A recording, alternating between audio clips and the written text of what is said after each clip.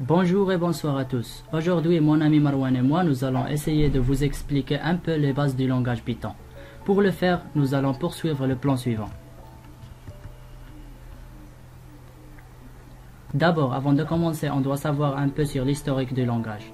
En 1989, le programmeur Guido van Rossum utilisa le système d'exploitation Amoeba dont les commandes étaient difficilement interfaçables.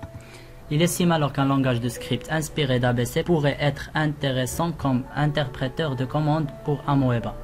En 1989, profitant d'une semaine de vacances durant les fêtes de Noël, il utilise son ordinateur personnel pour écrire la première version du langage.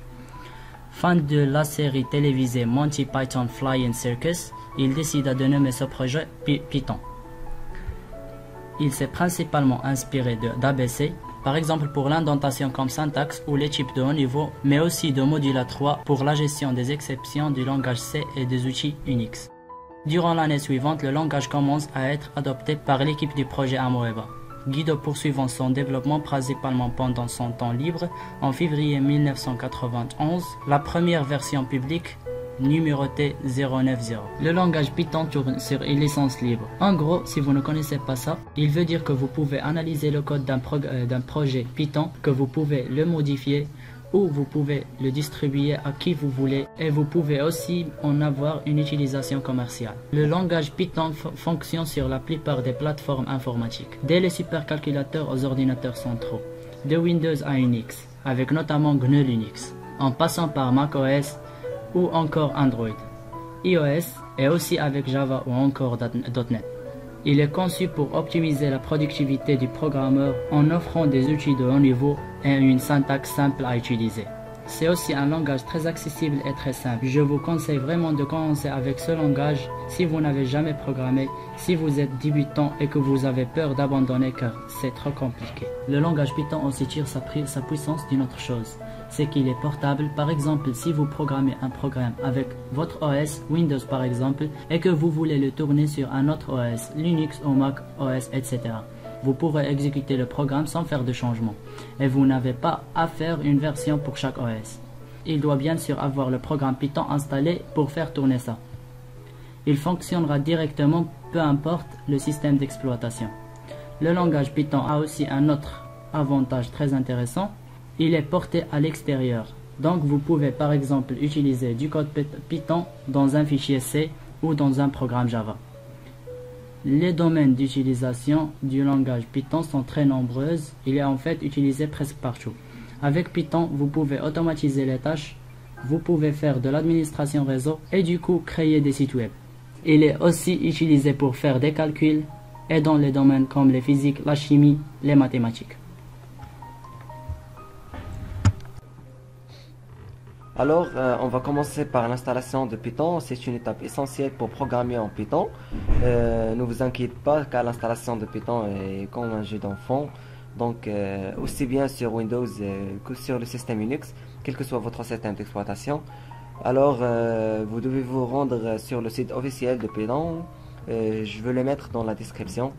Donc, il va vous diriger directement vers la page d'accueil du site officiel de Python. Alors vous allez sur Download et puis vous choisissez votre système d'exploitation. Dans notre cas c'est Windows. On vous propose plusieurs versions Python selon votre système d'exploitation. Sélectionnez celle qui conviendra à votre processeur, soit 64 bits ou bien 32 bits. Si vous avez un doute, téléchargez une version 32 bits. Donc sélectionnez la version de Python que vous souhaitez utiliser et je vous conseille la plus récente. Si votre ordinateur vous signale qu'il ne peut exécuter le programme, essayez une autre version de Python.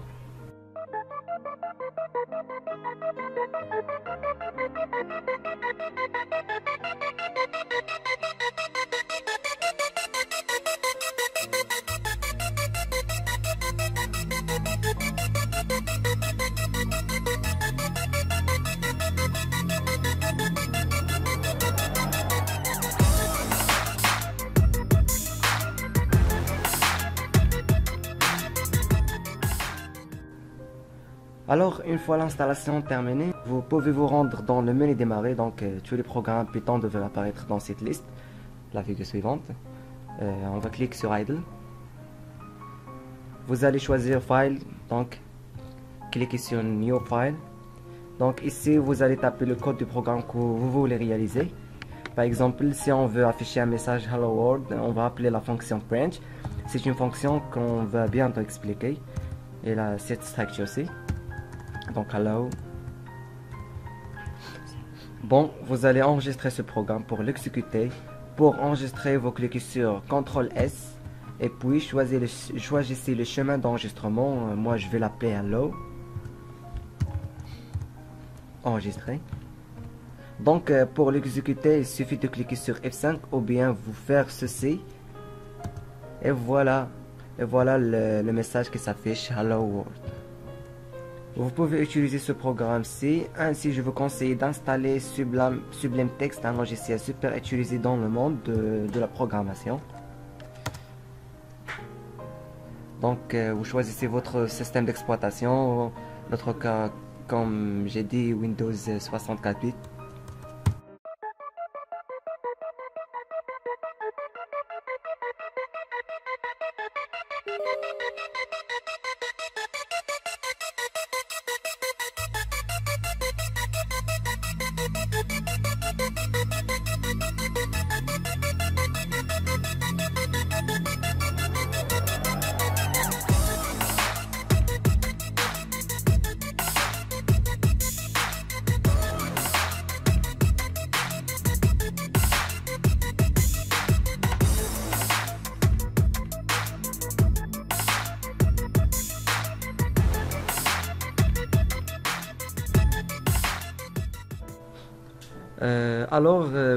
Vous devriez obtenir une magnifique console, la figure suivante que vous voyez.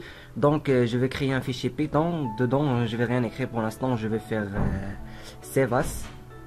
Et je vais le sauvegarder dans le bureau. Je l'appelais tout simplement A ou bien B. Et n'oubliez pas l'extension Pi. Voilà.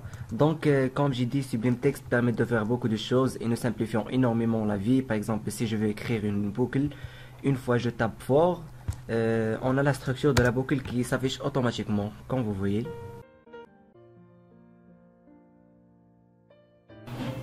Donc, on va commencer par les bases de la programmation. Concernant notre premier programme, on va voir comment afficher un message à l'écran et comment saisir une information venue de l'utilisateur. On passe pour connaître la notion du variable et enfin comment savoir effectuer du calcul. Donc premièrement, comment afficher une phrase à l'écran. Ceci est notre premier programme Python. On va créer print bonjour, par exemple bonjour tout le monde. Alors je vais exécuter le code. Donc comme vous voyez, mon fichier se trouve dans le bureau. Donc il faut aller dans le répertoire où se trouve votre fichier, sinon ça ne marchera pas. Donc on va taper la commande cd, c'est une commande qui change le répertoire courant. Donc pour accéder desktop, cd desktop. Nous sommes ici dans le desktop. Après vous tapez la commande dir si vous voulez pour lister les fichiers qui se trouvent dans le bureau. Voilà, comme vous voyez, donc le nom pi.p est bien présent. Alors on appelle le nom de fichier, pour moi je l'ai nommé pi. Et voilà, donc si vous êtes arrivé là, c'est tout ce que vous allez installer est bien installé. Bah, le programme affiche la sortie suivante. Bonjour tout le monde. Pour mieux comprendre, je vais détailler ces structures-ci. Donc print est le nom de la commande Python qui envoie des messages vers la sortie. Et les parenthèses après la commande print sont utilisées pour contenir ce que vous voulez afficher. Les double quotes sont utilisés pour contenir le texte bonjour tout le monde. On peut utiliser simple quote, mais c'est un cas particulier car par exemple si on tape un exemple, l'école supérieure de technologie, vous voyez que ici il y a un souci de couleur. Si on exécute le programme, automatiquement il nous affiche une erreur de syntaxe. Alors comme vous voyez, et pour éviter ce genre d'erreur, on met un anti-slash devant l'apostrophe à ignorer à côté de L. Alors, comme vous voyez, tout ça fonctionne bien. Mais il est préférable d'utiliser les double quotes. Si vous mettez deux branch, comme j'ai dit, Python un langage interprété, il exécute les instructions ligne par ligne. C'est pas comme langage C, il faut mettre un anti/n. Je vais montrer un exemple pour mieux comprendre. Alors comme vous voyez, on a deux phrases. Première phrase bonjour, la deuxième phrase tout le monde. Si on exécute le programme, il nous affiche les deux phrases en même ligne. Comme vous voyez, bonjour tout le monde. Pour éviter ce problème, on met un anti/n avant tout le monde ou bien devant la première phrase bonjour. Alors on va exécuter. Et voilà, comme vous voyez. Mais dans Python, si vous mettez deux print comme ça, automatiquement, si on exécute le programme sans utiliser un anti/n, il retourne à la ligne. Parfois, si vous trouvez la fonction print sans parenthèse, pas de problème parce que cela selon les versions de Python. Je vais vous montrer des petites choses qui vont vous être utiles par la suite. D'abord, les commentaires et des phrases qu'on met dans notre programme pour nous guider, car on peut avoir des programmes de centaines de lignes. Donc, pour un commentaire d'une seule ligne, il ne fait que quelques mots. Dans ce cas, vous devez taper le symbole dièse, suivi de votre commentaire. Dièse. Ceci est un commentaire, ou bien ceci est un commentaire.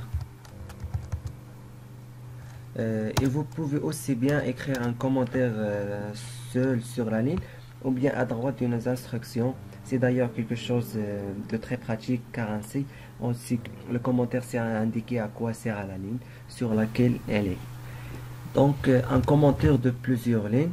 Votre commentaire est long, vous avez beaucoup de dur et vous avez besoin d'écrire plusieurs phrases qui tiennent sur plusieurs lignes. Dans ce cas, vous devez taper un code qui signifie le début de commentaire et un code qui signifie la fin de commentaire. Donc, pour indiquer le début et la fin de commentaire, on tape les trois double quotes pour mettre un gros commentaire. Comme vous voyez. Et si on va taper notre commentaire, ou bien un bloc, ceci est un commentaire. Donc les variables vous permettent tout simplement de stocker les informations au fur et à mesure de notre algorithme. C'est une petite information temporaire qu'on stocke dans l'arabe tout simplement. On dit qu'il est variable car c'est une valeur qui peut changer pendant le déroulement du programme. Donc avant de commencer, je vais vous montrer un petit peu la notion des variables en général. Les variables servent à nommer des emplacements et des adresses de la mémoire, permettent de manipuler des valeurs sans connaître leur emplacement exact. À chaque adresse, on peut stocker une valeur. Votre ordinateur stocke dans la mémoire ces nombres pour pouvoir s'en souvenir par la suite. On peut stocker qu'un nombre par adresse. Votre ordinateur n'est en fait rien d'autre qu'une machine à calculer et ne sait traiter que des nombres. Oui, mais voilà, j'ai un scope, il existe plusieurs types de nombres. Par exemple, il y a des nombres entiers positifs, mais il y a aussi des nombres décimaux, c'est-à-dire des nombres à virgule. Et en plus de ça, il y a aussi des nombres entiers négatifs et des nombres négatifs décimaux. Il faut faire attention, notez bien ceci, l'affectation d'une variable se lit de droite à gauche. Il faut jamais écrire comme cette expression. C'est une chaîne de caractères égale à non. Les trois premières lignes veut donner un aperçu de trois types de variables qui existent en Python. La variable prénom est de type chaîne de caractères. En Python, on parle de type string. Et la variable âge est de type entier. En Python, c'est le type int. Et la variable la taille de type nombre à virgule, en Python c'est le type float. Le séparateur décimal est le point et non la virgule. Les paramètres de la fonction print sont séparés par des virgules. Quand print rencontre un paramètre entre deux guillemets, il affiche le contenu. Quand print rencontre un paramètre sans guillemets, cherche une variable par nom, le nombre de ce paramètre, et elle affiche alors la valeur de la variable. Mais alors, comment fait-on pour retenir des mots? En fait, même les lettres ne sont que des nombres pour l'ordinateur. Une phrase est une simple succession de nombres. Il existe un tableau qui fait la correspondance entre les nombres et les lettres. C'est un tableau qui dit par exemple le nom 67 correspondant à la lettre Y. je ne rentre pas dans les détails, en revenant à notre cours. Pour nommer une variable, doit commencer par lettre, pas des chiffres au caractère spécial, et ne pas contenir l'espace, utiliser underscore.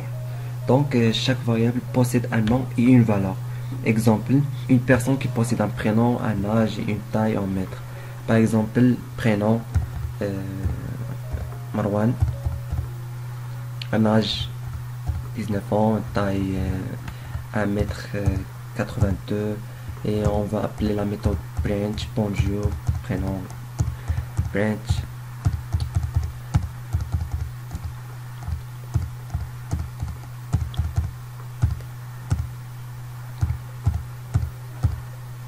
Donc, les trois premières lignes sont des déclarations, parce qu'en Python, déclarer une variable, c'est lui donner un nom et une valeur. Une variable avec affectation d'une valeur. Donc, le signe est égal, permettre de donner une valeur à une variable. On dit qu'on affecte une valeur à une variable. Par exemple, la variable âge reçoit ici la valeur 19. Donc, je vais exécuter. Voilà. Donc, la ligne 6 affiche bonjour Marwan, point d'exclamation. Donc vous remarquez le fonctionnement de print. Le premier paramètre est bonjour, donc print affiche bonjour. Et le deuxième paramètre est prénom, sans guillemets. Comme il n'y a pas de guillemets, print cherche une variable qui se nomme prénom et affiche sa valeur. Et print affiche donc Marwan. Le troisième paramètre est le point d'exclamation, donc print automatiquement affiche le point d'exclamation. Pour les mêmes raisons que ci-dessus, la ligne 7 affiche tu as 19 ans et tu mesures 1m82. Les variables âge et taille ont été remplacées respectivement par 19 et 1,82. On passe maintenant comment demander à l'utilisateur d'entrer des données et s'en servir. Dans le programme précédent, on a fixé le prénom, l'âge et la taille de l'utilisateur. Mais on peut aussi lui demander d'entrer les données de son choix. C'est l'objet de la fonction input. Donc si on crée seulement input, tout ce qui est tapé sera perdu. Alors la syntaxe de la fonction input, ma variable et le type attendu et l'appel de fonction input. Donc ici dans les double quotes, je mets un petit texte pour poser une question ou demander ce qu'on veut. Et ma variable est la variable dans laquelle sera stockée la saisie de l'utilisateur. Et le type attendu peut être string ou bien int, float, selon ce qu'a attendu le programmeur. Et le message d'invite est le message qu'on donne à l'utilisateur pour lui indiquer ce qu'on attend qu'elle saisit. Revenons à notre exemple. Donc au lieu de mettre directement Marwan type string, je vais appeler la fonction input. Donc je vais mettre le type string input et je vais mettre un petit message par exemple quel est votre prénom. C'est la même chose pour âge. Int.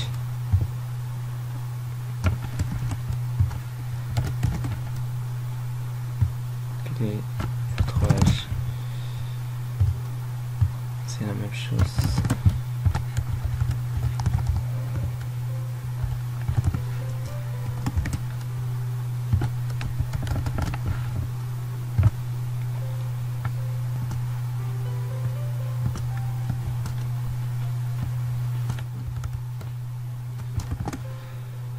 Donc, quand vous exécutez ce code, vous constaterez que lorsqu'une instruction input est rencontrée,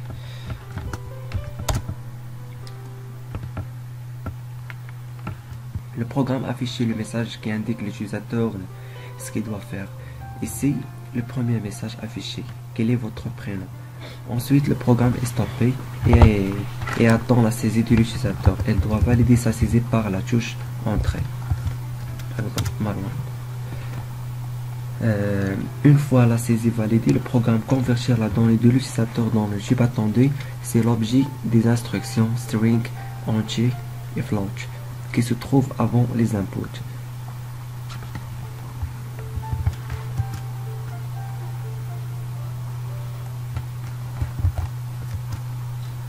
Ici on affiche deux messages, quel est votre âge, parce que ici j'ai le problème. J'ai mis, c'est pas quel est votre âge, mais quelle est votre taille.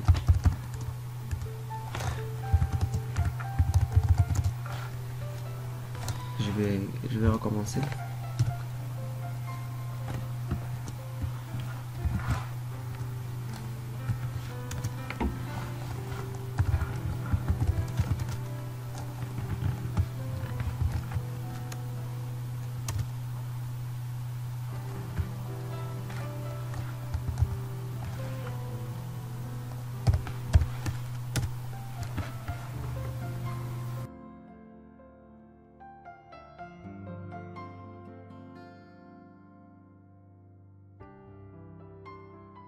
Maintenant que vous savez afficher un texte et vous savez comment lire des données entrées par l'utilisateur et les stocker dans des variables, on va maintenant voir comment manipuler ces variables.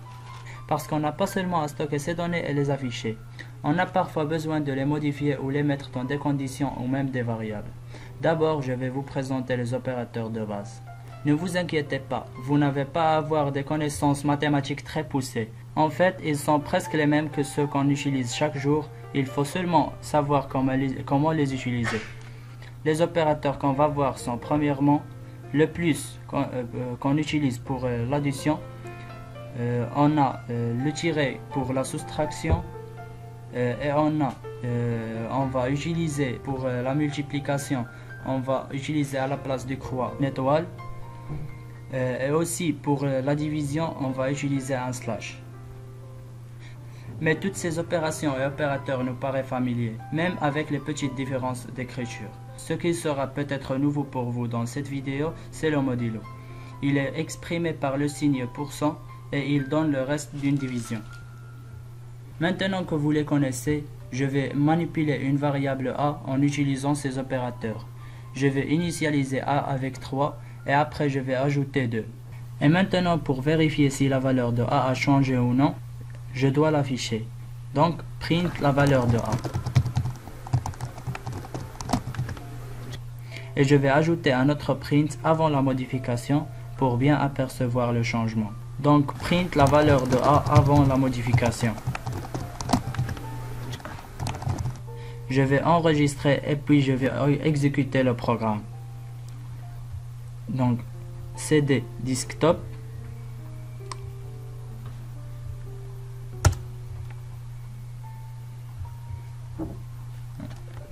Pi.pi.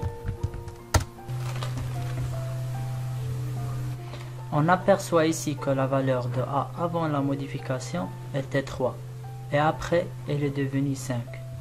Donc notre programme a bien passé. De la même façon, je vais passer à la soustraction. Je vais changer le plus par un moins.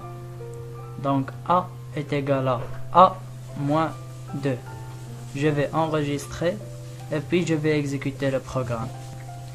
Vous voyez, la valeur avant la modification était 3 et après elle est devenue 1. Mais pourquoi elle n'est pas restée 5? C'est tout simplement parce que j'ai initialisé la variable a au début du programme. Donc chaque fois qu'on va exécuter le programme, elle va reprendre la première valeur qui est 3.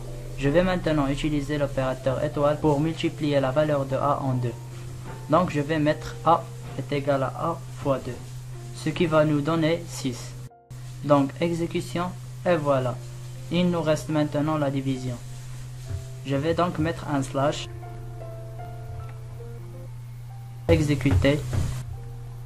Donc on voit qu'il nous a donné 1,5. Je vais forcer le type de a pour ne pas obtenir un nombre avec virgule. Donc je vais affecter seulement la partie entière de a à elle-même.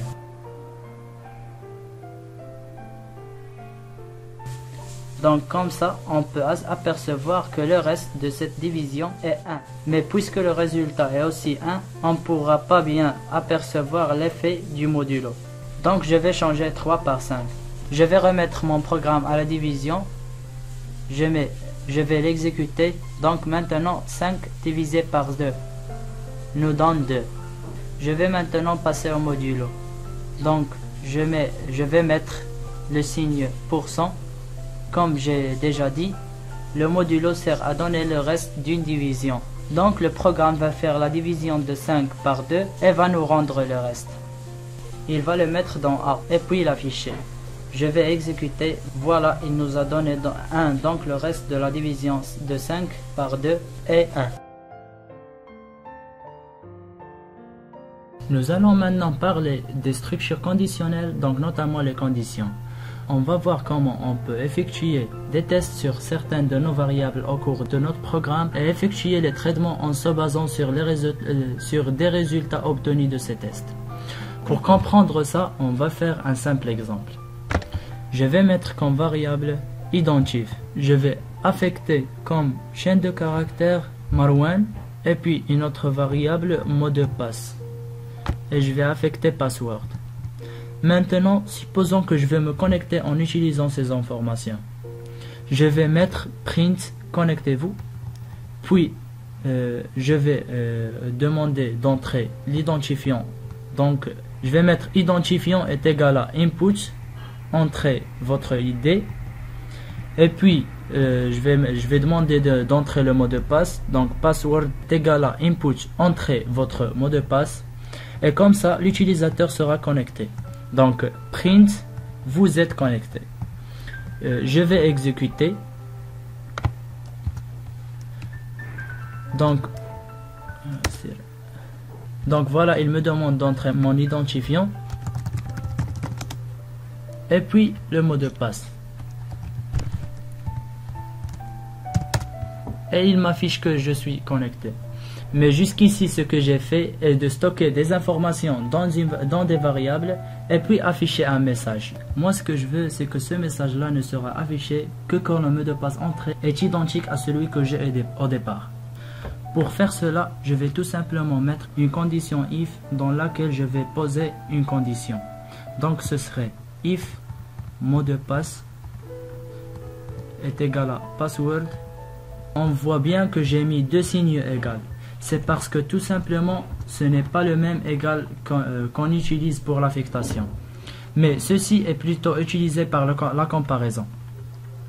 Oui, c'est un peu gênant, mais on avait le égal qui était pris par l'affectation. Donc les programmeurs ont décidé de mettre 2 pour faire la différence entre l'affectation et la comparaison. Après un if ou une boucle ou même une fonction, il faut bien prendre attention à mettre une tabulation, car c'est la tabulation qui indique qu'on est encore en train d'exécuter les instructions dedans. Tout cela veut dire que cette condition-ci, si elle est valide, je vais faire tout ce qui est après la boucle if et qui se trouve après une tabulation. Et si elle ne l'est pas, je vais sauter toutes les lignes avec les tabulations et je vais pas les exécuter. Je vais mettre ici print, je ne suis plus dans la boucle. Je vais tester ça.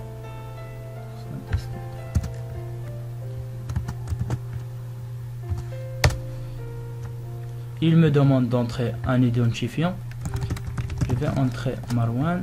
Et un mot de passe, je vais entrer le mot de passe correct. Et voilà, il me dit que je suis connecté et après il m'affiche que je ne suis pas dans la boucle if.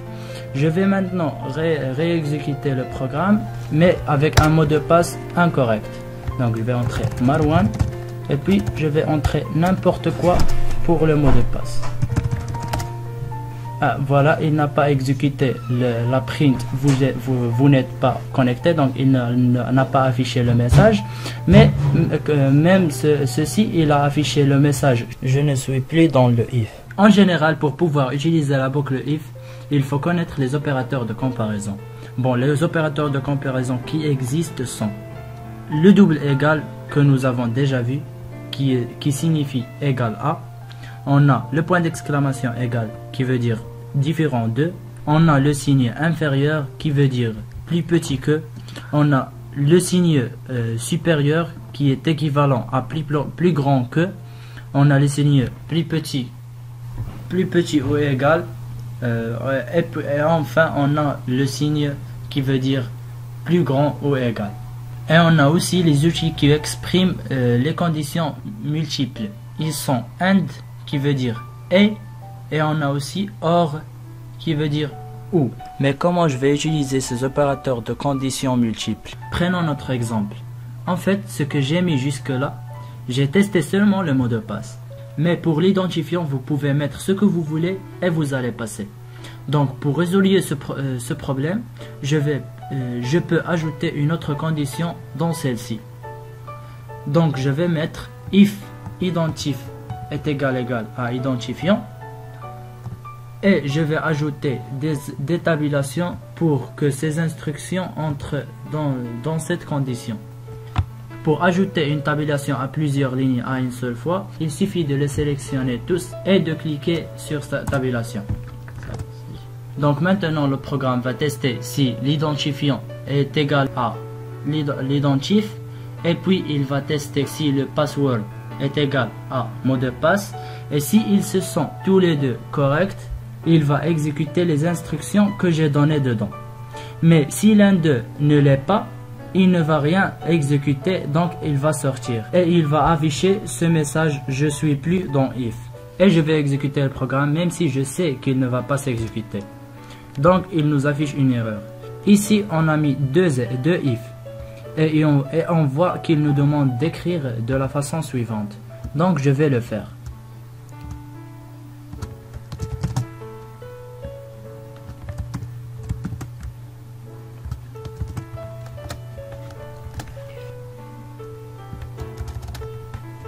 Et maintenant je vais réexécuter le programme.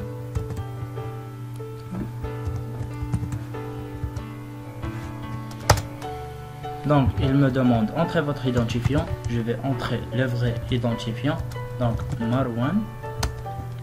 Il me demande le mot de passe, je vais entrer password. Voilà, il m'affiche que je suis connecté. Je vais réexécuter le programme avec un faux identifiant. Je vais mettre n'importe quoi. Et je vais mettre le vrai mot de passe. Je vais exécuter, mais je ne suis pas connecté. Donc, je ne peux pas passer si le mot de passe n'est pas vrai. Je vais réexécuter le programme, mais cette fois, je vais mettre le password qui n'est pas correct. Aussi, si seulement le password n'est pas correct, je ne vais pas passer. J'ai pu exiger que l'identifiant et le mot de passe soient tous les deux corrects pour se connecter. Maintenant, j'ai assuré que si le mot de passe et le ID sont tous les deux corrects, l'utilisateur sera connecté. Mais si l'un d'eux ne l'est pas, je dois quand même afficher qu'il y a une faute. Alors pour faire ceci, il y a une fonction appelée else.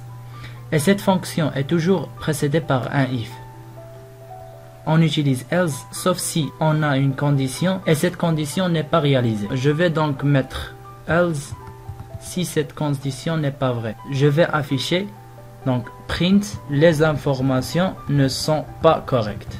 Donc comme ça, si je lui donne un mot de passe ou un ID invalide, il va m'afficher ce message. Je vais exécuter pour mieux comprendre ce que j'ai fait.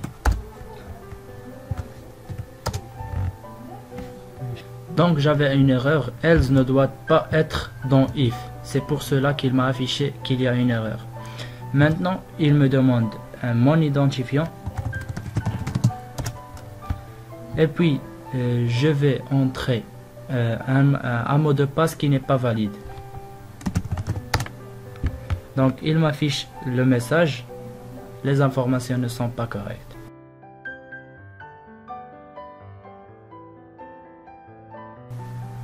Passons maintenant à les boucles.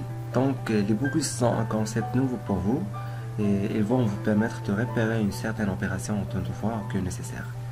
Donc le concept risque de vous sembler un peu théorique car les applications pratiques présentées dans ce chapitre ne vous partiront probablement pas très intéressants.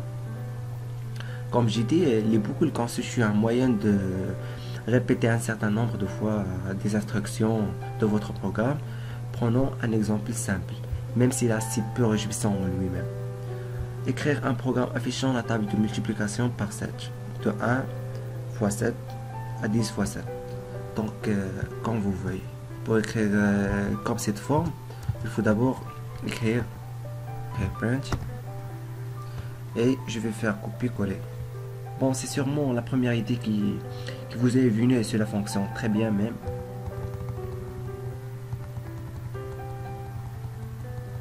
Seulement, vous reconnaîtrez qu'un programme comme cela n'est pas bien utile, comme vous voyez. Alors, je vais l'exécuter. Et voilà.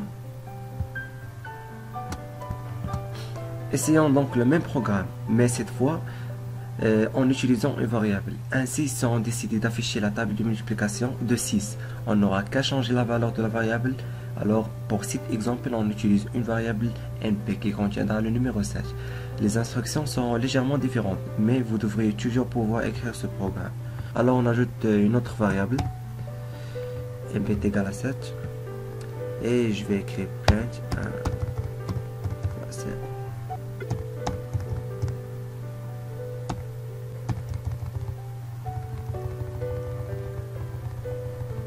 Comme j'ai dit, cette manière n'est pas utile.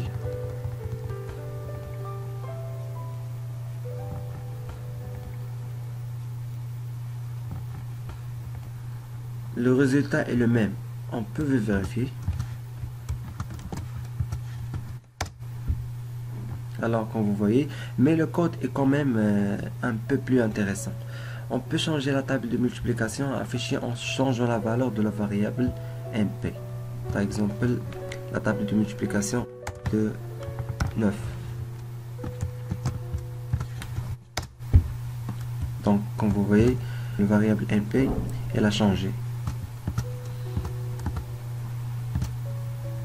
Mais comme vous voyez, ce programme reste assez peu pratique. Il a accompli une tâche bien répétitive. Les programmeurs étant très pressés, ils préfèrent utiliser les boucles. Donc, la boucle que je vais présenter se trouve dans la plupart des autres langages de programmation, bien sûr, et porte le même nom. Elle permet de répéter un bloc d'instructions tant qu'une condition est vraie. While signifie tant que en anglais. D'abord, la syntaxe de while et while plus condition. Donc, quand vous remarquez ici quelle condition va-t-on utiliser, et après un bloc d'instruction.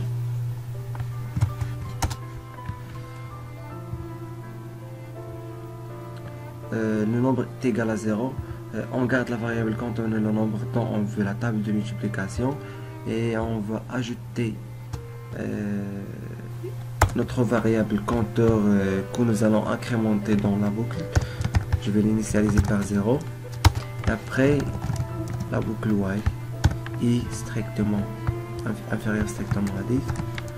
Donc tant que i est strictement inférieur à 10, il faut afficher un message range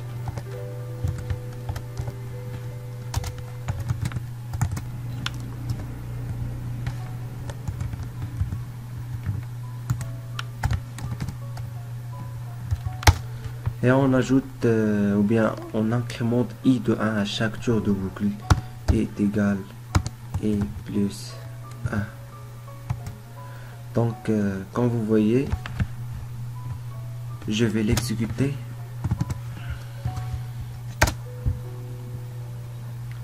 Et voilà. Donc comme vous voyez, cette boucle while se compose de 3 lignes. L'entête de boucle while i inférieur strictement à 10. Le corps de la boucle sera effectué tant que i sera inférieur strictement à 10. Et le corps de la boucle branch et i est égal à i plus 1, il contient l'instruction d'affichage et l'incrémentation du compteur. Alors, remarque, quand la condition est fausse, c'est-à-dire i, supposons que i est égal ici 11, la boucle n'est plus effectuée et le programme continue avec les instructions qui suivent la boucle while. Ici, il n'y a aucune instruction qui suive la boucle while. Comme je l'ai dit précédemment, on retrouve l'instruction while dans la plupart des autres langages. Dans le C++ ou bien le Java, C, on retrouve également des instructions for, mais qui n'ont pas le même sens. C'est assez particulier et sont très utilisés en programmation. D'abord, il faut savoir la syntaxe de la boucle for. Donc for, élément. Élément est une variable créée par le for, ce n'est pas à vous de l'instancier. Il prend successivement chacun des valeurs figurant dans la séquence parcours. In séquence. Dans cette séquence peut être un objet range, ou une liste, ou une chaîne de caractères, ou plus généralement tout objet itérable. Revenons à notre exemple, mais cette fois on utilise la boucle for. On voit qu'il y a un compteur qui est varié de 1 à 10. Donc voilà, je vais écrire le programme. For i in range. Je vais expliquer ça après. Tabulation range in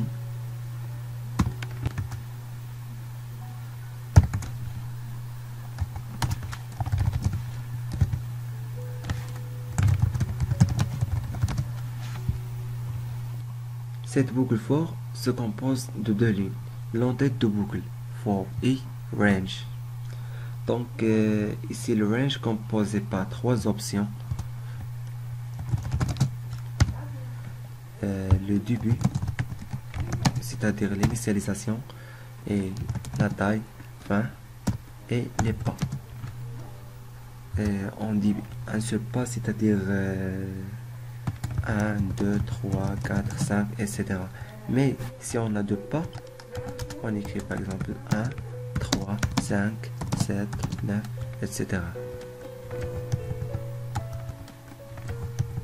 Il signifie littéralement, pour chaque i de l'objet range, 1, 11, par exemple, un seul pas. 1. Cet objet range représente la collection de toutes les entiers compris entre 1 et 10, passés par un seul pas, c'est-à-dire 1, 2, 3, 4, 5, 6, 7, 8, 9, 10. Si on veut mettre la collection des entiers compris entre 0 et 10, on met ici 0, avec un seul pas, voilà, un seul pas. Et quand on commence par 0, c'est-à-dire i, c'est i qui est initialisé par 0, et on a un seul pas, c'est pas la peine de l'écrire, donc on supprime 0 et 1, et l'expression devient in range 11.